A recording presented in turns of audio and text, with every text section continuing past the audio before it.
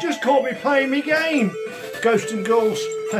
Coming up on today's Retro Robin Show, we have a look at two games that we missed out from a previous episode. We're going back to Crash issue number 27 yet again, as well as issue number 32. We've discovered a game that's missing in action that I'd like to review.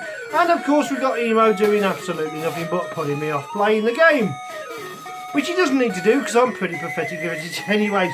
So if you want a bit of retro reminded nostalgia fun of a bygone past for the weekend, join me now on the Retro Robin Show. Emo! He's deaf. I've got a deaf AI robot.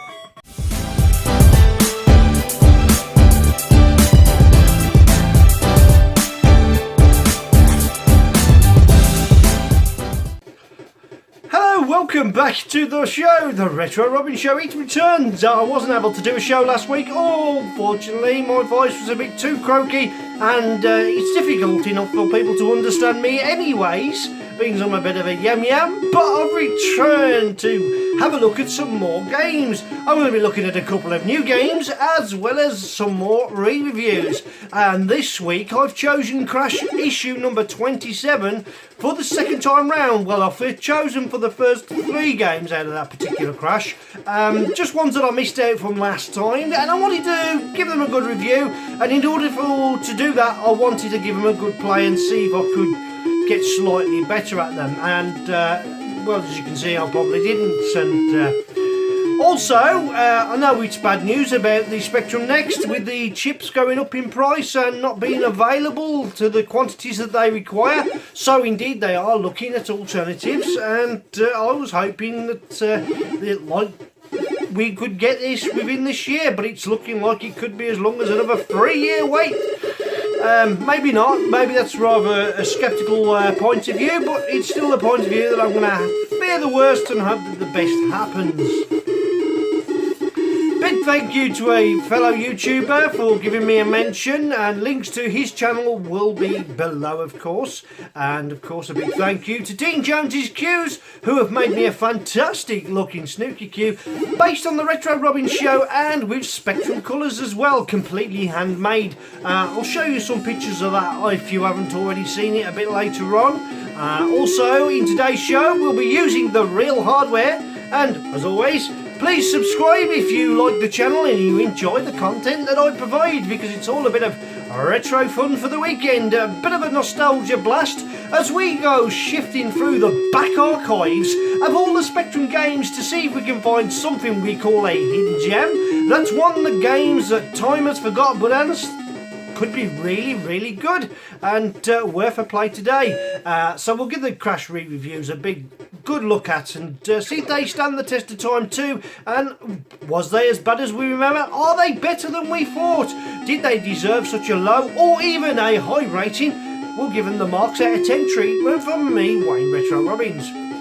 Yesterday's show will be run on real hardware, no emulation here, no simulation, it's me actually playing the games. I don't use YouTube clips, I make my own clips, however disastrous that they may turn out to be. Emo? Well, at least he's not gravitating towards the Commodore this week, but the reason why that is I've swipped him round. He may be confused. He's the dumbest AI robot I have ever bought. Ain't you, Emo? But he loves dancing to AI music, and he's quite good at it, to be fair. So, what's in action today? Well, we've got the Spectrum Plus 3 for a one AY tune, because it's quite difficult me getting that one right. We've also got the Toast Rack in action, which is always using the AY tune, of course. We'll have a few tunes off that one, just to give a little bit of background music and entertainment. And what are you doing, Emo? He's just so adorable, isn't he? I'll get him to do some. Sometimes he'll do some animations on the screen on his face, and he'll play Space Invaders, and he'll do things like that. In the meantime, let's get on with today's show and have a look at this first new game based on a fellow YouTuber. Any minute now, of course.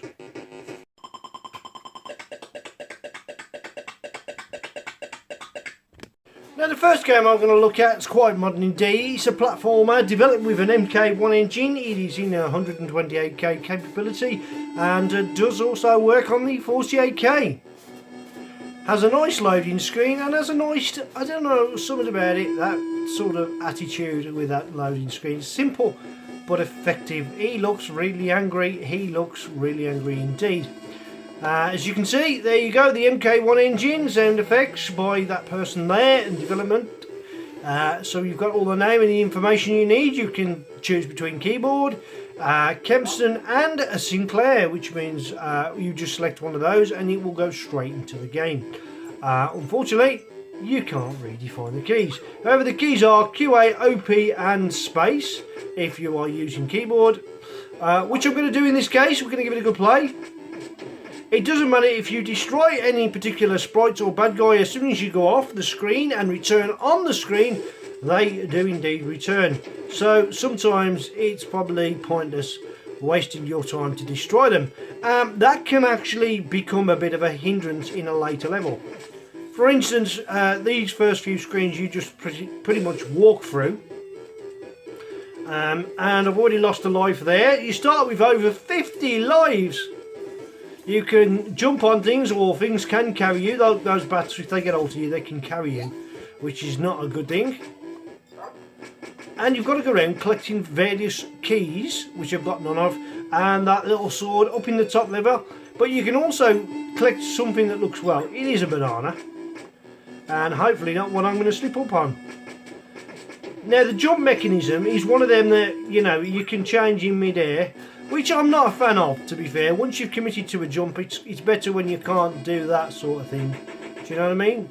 There you go, just lost a few more lives, because I don't think that anybody can change the direction that they're falling if they're in mid-air.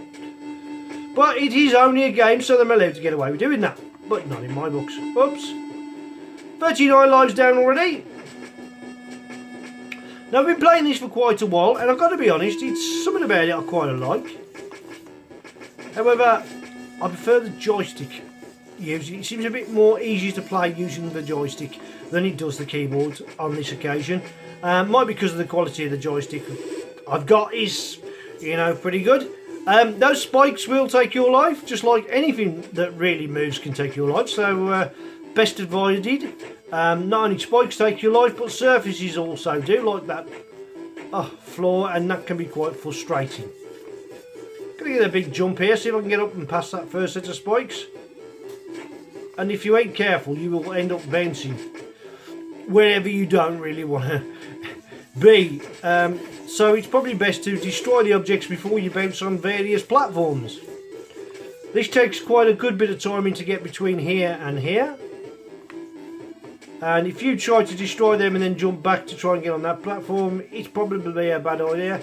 The best way is to destroy that. Right, you can see it looks like a yellow bean or potentially a banana shape in the top corner. If you jump too far, you'll miss it. You need to be pretty much accurate on it. There we go, I've collected that. That is an extra life. It's given me one extra life. And now we'll move through the screens. What do you say, Emo? You watching TV, are you? Huh? Do you think you can do better? Huh? How come you've always got your back turned to me lately? Huh? Oh. See, now I'm sort of trapped. I'm trapped to there, and this is a little bit of a fault of the game. I was unable to move left or right to get off that saw. So now I've got to start the whole thing again. But you're not going to be bored watching me play all the way through that. Let's get back to there pretty briefly, and then... Oh, thanks, you tried. I did try, yes. Talking to himself. Okay, so we're back to where we should be. This time I'm going to get rid of that horrible saw that trapped me. I lost a few lives in doing so. Yes. Now we've got to go up here, as you can see, and navigate up here. This is one of the most frustrating things I don't like about the game, is the fact that when you get to a certain point, such as this one where you need to destroy that bat relay to get up there, once you've destroyed him, that leaves your passageway to collect your first sword. And you've got to collect a number of those swords, of course. There you go, he's gone. Now if I suddenly come back off the screen and back on it by accident, you know, if I miss the jump, he returns and you have to do all that over again. So really you don't want to be getting that wrong if you can help it. There we go, first sword collected. And already I've just lost a life. Certain screens seem to repeat. They look like the same screen but used again. But in all fairness, they're not bad. Graphically, they're okay, aren't they? They're just doing what they need to be doing. They're a bit monotone, a bit black and white at times. There's hardly any colour in the game. There's obviously of the spikes, but it doesn't matter because it doesn't take away from the gameplay. Now, it doesn't matter how many times you destroy your enemies. You don't get anything for it. You don't get no score or anything like that. You'd think, well, okay, if they're going to return and let me rack up some points here. But no, you get nothing other than the fact that they disappeared off this screen temporarily while you're still on it. And the jumping mechanism can be a little bit tricky. But I've generally found it not too hard to navigate through the screen. I did find myself playing it quite a lot. Emo, what was all that about? You don't agree? Now this one's a thing because you've got to do sort of like a mini jump to get over there, and I always seem to lose a life, and you don't want to jump too high here to destroy them, because there you go, I've destroyed him, and now all of a sudden I've got to get back on that ledge to jump over to there, which I lost an incredible amount of lives doing. So let's get a click there, should give me some more lives. Well, just the one, not a lot. You lose a lot more lives trying to collect them, and you gain sometimes. And yeah, I've got to get on the crowd to get on that platform, and then before you know it, I've gone too far. So all I can do really is try and hope that I can get through to the next screen before. That was lucky. I lose all my lives, and we should. Well, in theory, we should do it. There we go. I've lost too many lives in doing that. Now, you miss your jump. I was lucky there to land on the cloud. You lose a lot of lives in doing it. It's not an easy game. And it gets really hard because I'm trying to jump. You need to be jump up in the air quite high. So you need to be quite platformy perfect. To get up there, you get a better jump if you can just jump. Your jump doesn't get any higher than that, so to get up there I've actually got to jump on the cloud when it comes to a certain point, and that is really tricky. Anyway, good death sequence. No, it's just that, it just fades away. What do I think about the game? Well, after a while I did find it a little bit too frustrating, and graphically it's really good. It starts off really well. I mean, the loading screen's got a nice little attitude. He's, you know, shall we say the pixel work of his face is just spot on, isn't it? It's just spot on. It looks really good. It plays and controls okay. I don't like the fact that it's a little bit too tricky in certain parts, and in other parts it's just like you're back at the start. But that being said, what would I give it out of 10?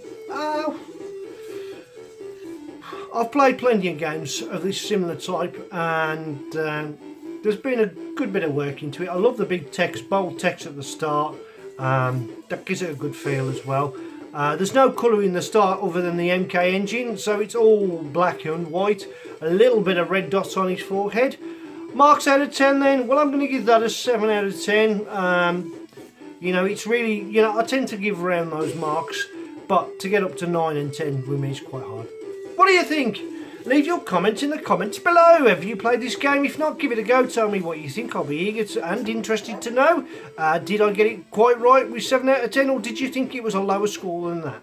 Will be interesting to see what Crash make of it when the next issue comes out, won't it? Moving on then.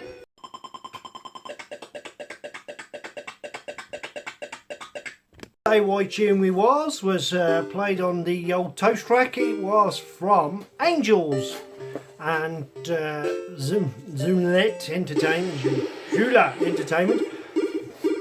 That's quite loud.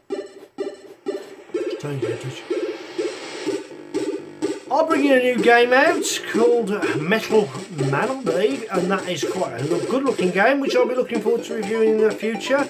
I've already sent a message to see if I could have early access. It's in the balance. But as soon as I do, I'll have a go, and I'm sure Don, who always gets early access, does a very good play of certain games, will have something to say about that as well, and I'll be looking forward to his take on that game, and then I'll give it my take. Right, this game is based on TJ. TJ is a very passionate guy about his retro from Canada, I believe, in the United States. I'm not sure if it's Canada, might be. I know that he had to avoid a rather big fire last year that could have engulfed his property, and the first thing he took with him, bless him, was not any other computer. He didn't even look at the Commodore, he went straight for his beautiful Spectrum next, and I don't blame him because that would have been a hard one to replace, as they are all getting harder to replace because the prices of these things are going up. Right, now this game, which I'm going to play now, we will have a look at the loading screen, if indeed there is one. We'll turn the music down.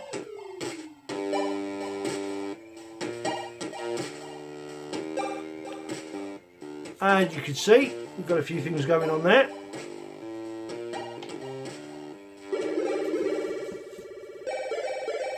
Starting with a interesting tune. We'll let that play while I redefine the keys. Yes, well done to the people who said you can redefine the keys. You can also use Kempston joystick, which is even good. I might as well, as it stops me from knocking the camera too much. Emo, what are you doing? Look, he's tapping his foot. He's going to get up. He's going to go off in a dance in a minute. We'll let him dance for a minute while I take a sip out of my bottle. And I don't normally drink from the bottle, but this is my bottle, and I'm the only person that lives here, so this is mine. Yeah, Max is for me, nobody else.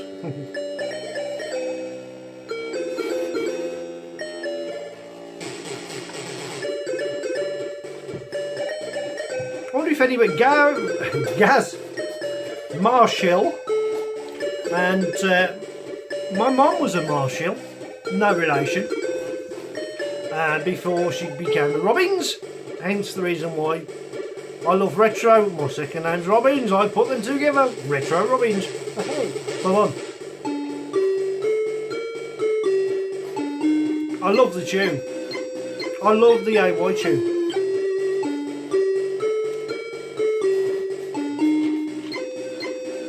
Shall I play Emo up a little bit? 1 second. Emo! Oh, look, he's waving his little foot.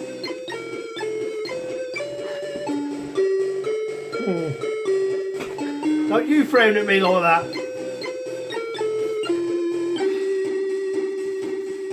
So I've turned you round so that people can see your pretty little face. And you've turned that round again. Okay, let's have a look at this game. Let's give it a go. Sorry, Emo. Oh, striking. We've got flashing objects you need to collect. Let me just turn that. He's really loud, isn't it? Really loud. That's better. Emo's going to enjoy this music, aren't you, Emo? We'll start with. Oh, there we go, that one there. Then we'll collect the Spectrum. Oh. You don't have to, there's not a specific order in order to collect them in.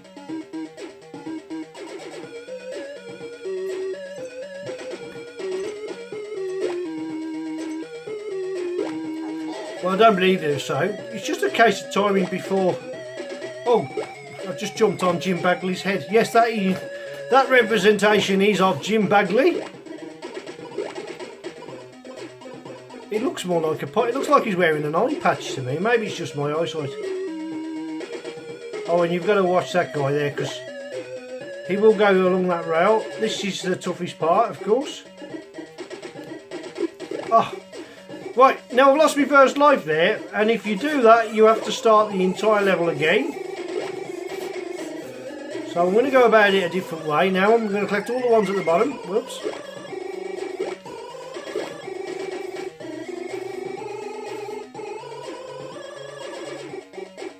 And we'll leave jumping on Jim Badley's head till the last minute. There we go.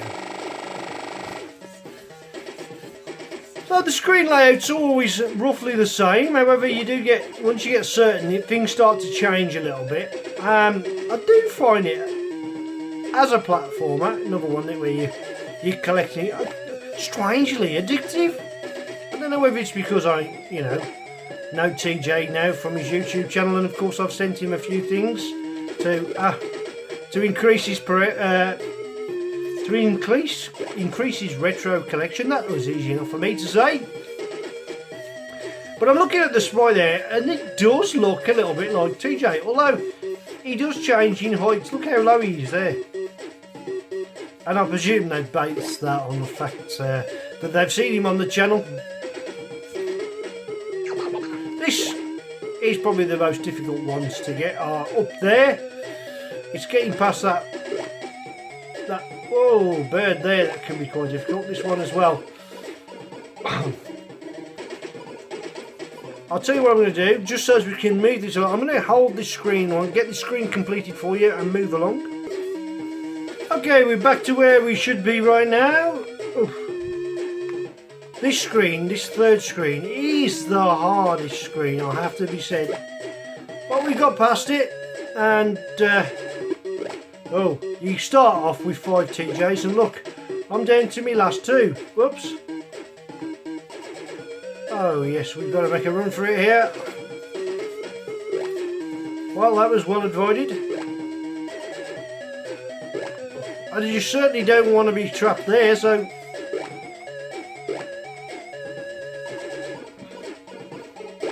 I get a little bonus score for completing each screen.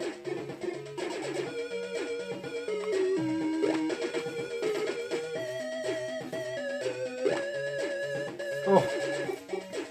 And TJ's not going to be happy with me if I lose my life. And I'm down to my last life.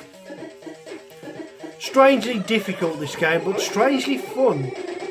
I like the little flashing objects. There's a good selection of them. Oh. And yes, I did see a bit of bad language on that screen, which is so like TJ when he loses his life on this particular game. I think it's great. Is it like TJ? Yes. A little bit, maybe. I hope. Well, pardon? Email's watching the screen. Marks out of 10 then. Well, I actually quite enjoyed playing it. I don't know why. I just thought it was novel that somebody made a game on a fellow YouTuber. I'd hate to see what if anyone ever made a game on me, what the sprite would look like. Let's just hope they don't get a side profile of my nose. What did I say out of 10? I'm going to give that an 8 out of 10 because I thought it was quite a fun game. It's tough though. It is really tough. Do you agree? Let me know. Right, let's move on to Crash number 27. There's 3 games in particular I'm singled out, and of course one MIA. MIA stands for Mission in Action.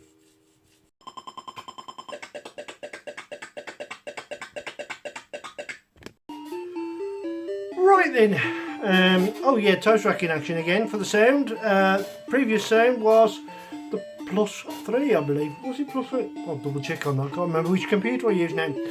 This game from Crash 27, April 1986, where Crash was indeed a pound, is called Transformers, based on the toy, then of course the cartoon of those wonderful toys that transform into either a plane or a car or a wagon. Optimus Prime being the lorry, of course. I remember them well. They were quite big for a while, and believe me, became quite collectible if you've still got them in the original packaging. As you can see, Ocean were the ones that did this conversion of the game by Denton Designs, and in this particular issue of Crash, use of computer got 72%, graphics got 62%, playability got 68%, getting started 75%, addictive qualities, which is just basically how often you're liable to go back to it whether you enjoyed playing it. That only got 59%, so obviously the percentage is slowly going down. Value for money was 58%. The game itself would have cost you £7.95. So what was its overall rating? Well, a mere 6 out of 10, shall we say. It got 60%. And we're going to fast forward now and get this game loaded for you and see what we think of it, and did it deserve such a low rating for such a game that, well, on paper should have been better. But let's see what we think now. Okay, get S to start, or C to choose control input device. That's easy for me to say. Oh, and if you fancy winning yourself a Spectrum with a few extra goodies, there's a little competition, if you're not too late, that is, by the time you watch this. I believe he's going to do it in 2 weeks' time, the big draw. Probably, well, 14 days from now, when you actually see this video, more than likely. From the Ginger Hippie Gamer. He's a really nice guy, not too far from where I live, actually. So I helped add to his little prize pool with one of my video, specially made in a red case, of course. Thanks to Stephen Vickers, actually, who sent me the PCB board of the multi-phase 1 to 8, which I was inspired, of course, by Mark Fix's stuff. When I saw him making one, I thought to myself, I didn't know we could do that. And of course it was just a simple series of logic chips, and they're quite easy to do, because I have the privilege of a 3D printer, which are not easy to use. I printed a case for it, and Bob's your uncle, and away we go. And I won't. Right, so let's see if we change the control input. We're going to go for, well, shall we go for number 2, Kempston? And then S to start. And here we go. Any minute now, you choose which one of the Transformers you want to be. There's Optimus, and I'll start with the basic one. And while you're standing up, you can fire, you can fly, but if you crash into the platform, you die. And then, because you've just lost, as standard, your Transformer pretty quickly, you know, you have to choose another one. And to go up and down slopes in a car is not a problem. You can't fly, but you have to be facing that way in order to transform. And you just simply press fire button. But to fly, you just gotta to land. Sorry, you've got to land like that as well. And unbelievably, I sort of landed before I had chance. Now you can go to any one of those sections, those things there. And I've got to fly down, so we really want to advise. Once you've just about advised, should land okay. Yep, there we go. There we go. We can go downstairs, and for instance, if you stand here,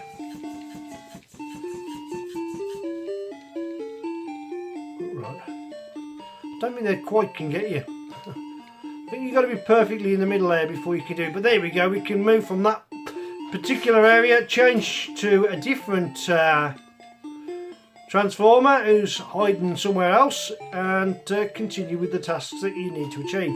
Graphically, there's not a lot going on the screen. It can be a little bit frustrating, a bit slow moving, especially when you just enter a screen and before you know it, there's a nasty for you to destroy. You don't usually get time or reactions to do it. The map is quite reasonably sized, but the sprites themselves aren't too bad. What we do have though is an absolute lack of sound. For instance, I've got the volume of this up full now, and we're not getting a lot of sound, are we? It seems to take a long time to turn around. If you look, sometimes on this sort of platform here, if you need to turn around fast, well, it's, as lo and behold, it's turning around quite quickly now. What's it got to do with the actual toys? Well, obviously one of my other Transformers is hiding behind that shell. a lot really. I've got to be honest, I played it for quite a while, trying to figure out what to do. Let me turn the music down, it's a little bit loud. Trying to figure out what to do, and I just got slightly... There's the sound effects. You know, he's not going to do any damage to me, but we can drive through them. And you just lose a little bit of damage when you do. I played it for quite a while, trying to work out what to do, and before you know it, I did kind of get bored. And I enjoyed crashing more than that. But yeah, I just found it dull. It's a shame because it started off so well in the graphics art. Well, I think the graphics and the sprites of the different animations there, they're absolutely really good, aren't they? The Decepticons, which is what they are known as. But apart from that, it was like, well, I'm bored. So I understand that he got 6 out of 10 really, and that's probably a fair enough score. So that's what I'm going to give it to. Couldn't figure out what to do. Maybe you felt different. You let me know in the comments, of course, and I'll try and reply to everybody. Moving on to the next game then.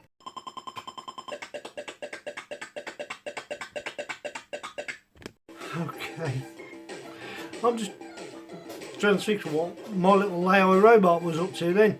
He just gave my Spectrum a kick, and if he doesn't behave himself, I might strip him down and use his parts to repair a Commodore 64 emo. He will behave himself. Electric Dreams, this next game is called, not called, it was by producer. Will it cost you £7.95? I'm not going to reveal the game just yet, but I will go through the ratings. So let's get that out of the way pretty quickly. Use of computer 57%, graphics 47%, playability 43%. Getting started. Oh, I do love this AY tune from Goblins in the background. Getting started 57%, addictive quality is 39%, value for money also 39%, overall rating 43%. The game, of course, is... Oh, should we have a look at the loading screen? Of course we will. Of course we will. And of course it works on the 48K Spectrum. Winter Sports, lovely looking loading screen. No AY music in it, but you can choose which event you want to do. For instance, let's start with number 1 and have a look at that. And you have to load each section as it comes. We're going to go for joystick and P, or is it K? I think K stands for Kempston. So I'm going to hope that that is right, and then we're going to start. Oh yeah, you got giant slalom, downhill, yeah, or high score. So we'll start with the downhill, and then we'll press to start. And then you just increase your speed. You've got to navigate between those gates, which is easier said than done. It tells you on the failed gates, and you've got a certain amount of time in order to do it. And as you can see, I tend to look between the two screens, and we've got no failed gates at the moment. A bit more speed is required because we won't qualify with that sort of time. Yeah, we've got an awful lot of gates to get through.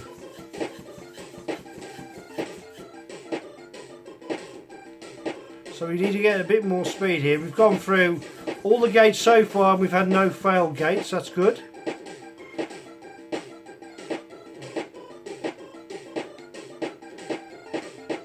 I don't think I'm going to make that one, am I? Yes I am. I'm doing okay.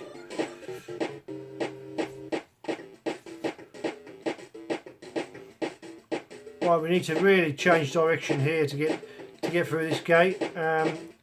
Speed needs to come down a touch, that's it. Don't know what the qualifying time is, but the good thing is I have no failed gates yet. But believe me, if I make this gate I'll be surprised. Oh, I've got one failed gate, so I have failed to get through that particular gate.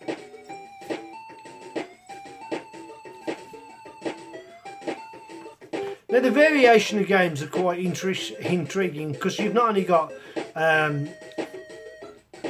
ice hockey on here, you've got the bobsleigh, and you've got quite a few different games on this one winter sports package. The graphics are not amazing, are they? You don't see a skier in the picture, of course. I'm losing a valuable time in seconds here. I've actually come to a stop. And I failed through that gate, so I'm not going to be able to catch. But hopefully we will make this gate. No, we failed that gate. In fact, I'm doing rather miserably now. So I'll carry on doing miserably. Ignore them two and just keep up. The gates seem fairly narrow. Some seem slightly larger than others, don't they? So past 15 gates, I don't know roughly. I can't remember how many gates I've got to get through. I think it's something like 18 or 20. And I've got a failed gate for that, but on this screen I'm in the middle. So yeah, it's 17 gates. Game over. And of course my best time is that, so that's not good. Let's exit to the main game, try something else. Let's have a look at the... Should we go bobsleigh? Yeah, why not? Bobsleigh instantly loaded, and we'll go for joystick as J, joystick, K for Kempston, and we can have a look at the scores in a minute when this starts. So it saves each score as we go along. And this is much the same, where you've got two screens. You've got to navigate down there by choosing your direction and carefully. In fact, sometimes you do need to slow down. Right, now I'm about to come off there. Yeah, as you can see, I've just tipped over on the joystick there. Oh, quick, autofocus, get back in, please. See if we can get the autofocus there. Come on. Yeah, the problem is with black and white, it's as you can see, I've tipped over. It does tend to play up on the autofocus a little bit. Right, let's see if we can find another game. Exit to menu. Number 2, isn't it? That's it. Exit to the main menu. What should we go for? Ski jumping or ice hockey? Ice hockey is quite interesting, and that load is pretty good.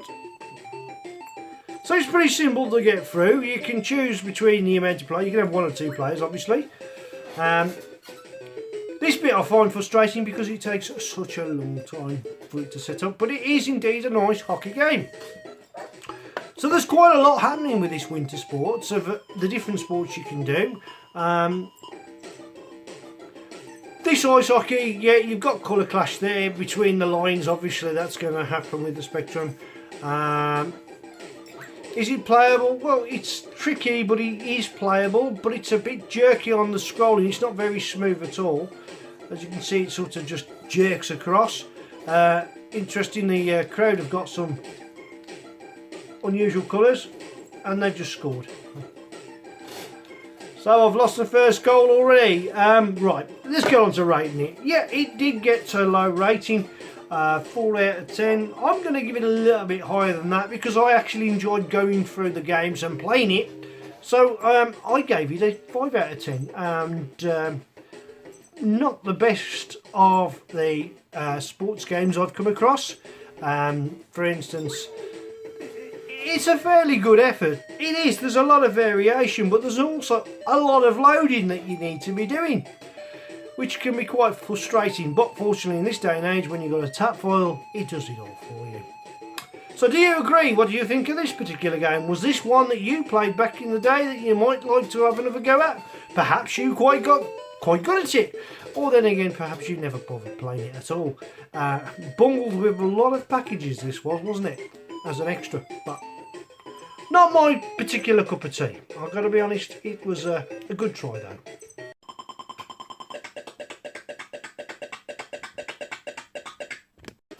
We got bleeper music in the background there. Freezer point. Quite like this, to be fair. Quite bouncy. Right, we're moving on to a different crash. Another one I wanted to review, but I didn't get around to doing it when I did the crash in issue number 32 September. And the crash would have cost you £1. The game in question, I'm not going to tell you. I'm going to give you the ratings, right? So I'm going to give you that. It's by Electric Design. To give you a key. To give you a clue. Electric Designs were the producers. The author was Richard Key. See what happened there? I jumped ahead. Oh will. Right, use of computer 62% graphics, 68% playability, 65% getting started was also 65%, addictive quality 66%, value for money, which I'll give you the price in a moment, was 41%. Right, and rightly so, it got a low rating. Overall, it was 66%, and this game would have cost you £9.99. Why so expensive? Well said, Sir Clive Impressionist Alexander Armstrong there. Very expensive indeed, wasn't it? Right, £9.99.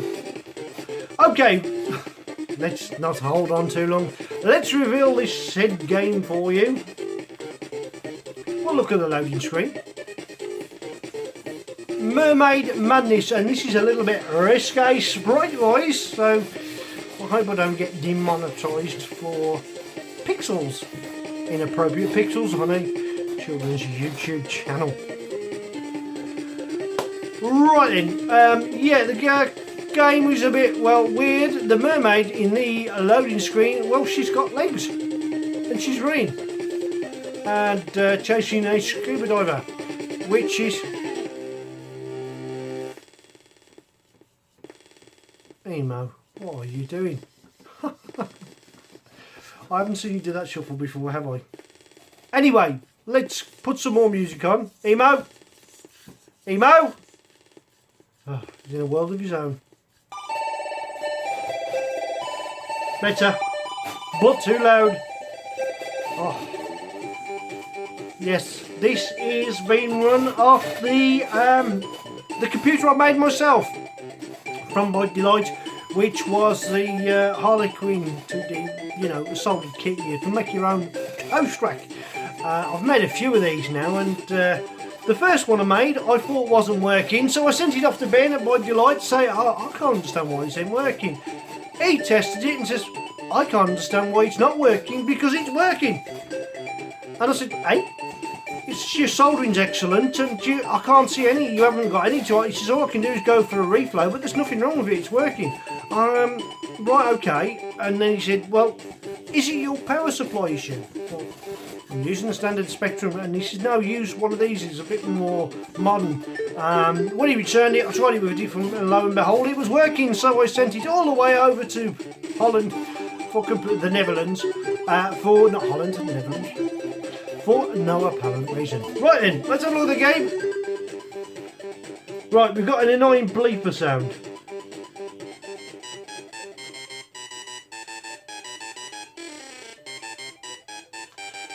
Programmer by Stephen Howard, graphics by Wayne Blake, and, well, I'm just reading out what's on the screen, so I don't really know. Let's have a look at this. Press space. Yeah, she's got legs there as well, but when she goes into the water, she's got a fishtail. Oh, right. Now, interesting choice of keys. You can use straight to Kempston. Lovely graphics though, isn't it? Music back up, please. Right, we can collect various items. Oh, getting past them can be quite tricky. Before we return to the surface, there's a little glass we've got to fill there. Looks like we're trying to, for instance, collect... I don't know if we collect anything. Can we collect that? I know we've got to collect something around here, surely. Oh, I'm being chased. Ah. Not good, not good.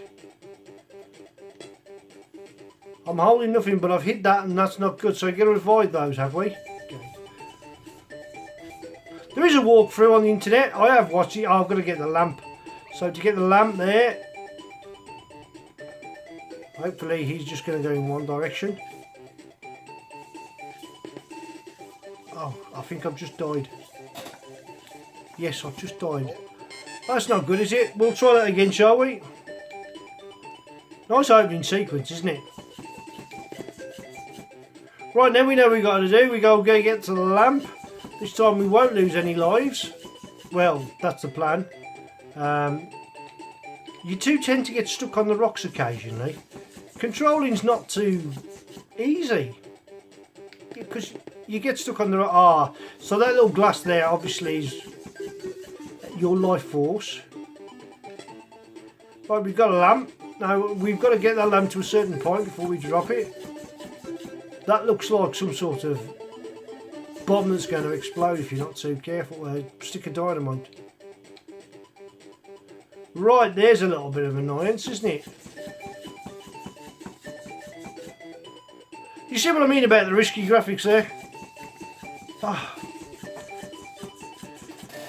I'm going to be an endless amount of goes trying to get past that, aren't I? Let's try one some more. One more go and then I'll give it a review. Graphically, I think it's really good. But it is also very tricky to navigate around the map. That is quite a large sprite there.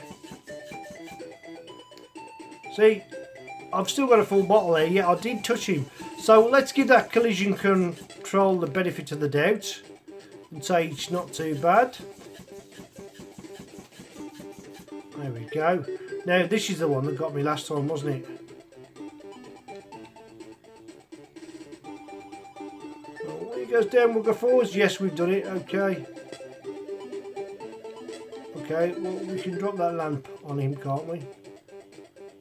See, I get stuck in between two screens, and now all of a sudden that lamp's come from where I didn't drop it at the top of the screen.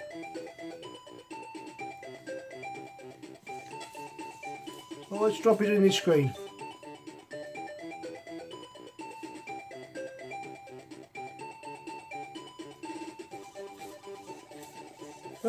Okay. Oh, see, I've got to get that. I've got to get something in order to get past that, and remember rightly, I know roughly where to find that. So I'm going to go back on the screen a little bit, backtrack. I think I've got to the opposite end of the spectrum. Oh, get that, couldn't I? I wonder if I can get past the shell. I have watched the walkthrough. Probably wasn't a good idea, was it? Because I've just lost a lot of energy trying to get past that. That was not a good idea. Okay. Impressively large graphics. Terrible bleeper sound.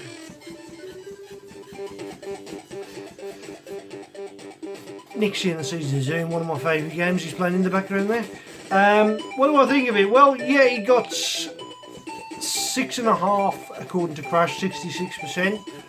I just found it tricky, awkward, cloggy. I didn't like the screen flicking back and forwards when you sort of went through it. In a various way you can get stuck in certain sections. You know, sometimes it was good collision control, other times you didn't seem to be anywhere near them and you'd lose. So it was variation of whether it was any good. Again, I don't really like it, I'll be honest with you, but it was a shame because it started off so well. Used a lot of work to get those sprites into action, a bit risque. But for that reason, I'm only going to give that a 5 out of 10. I'm sure I will try and play it a bit more before giving it my final judgment. Of course, that's it. Right, I think before we run out of time, let's have a look at this one that we called a Missing in Action.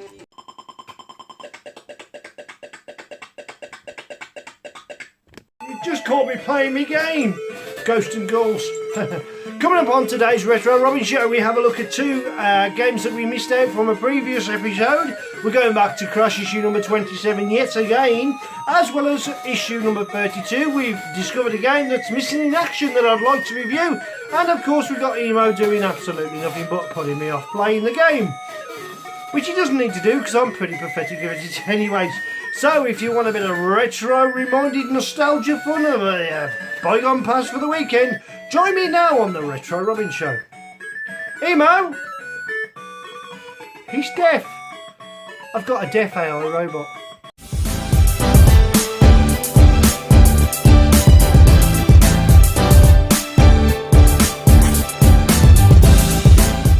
Okay, Emo, let's do as we did in rehearsals. You know what to say. Emo. Emo. Emo. Behave yourself. Emo. Emo. What time is it?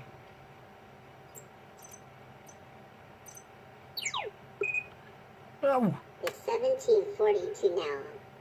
No! That's not what we rehearsed. Remember, it's Retro Robbins time. Emo, go to sleep.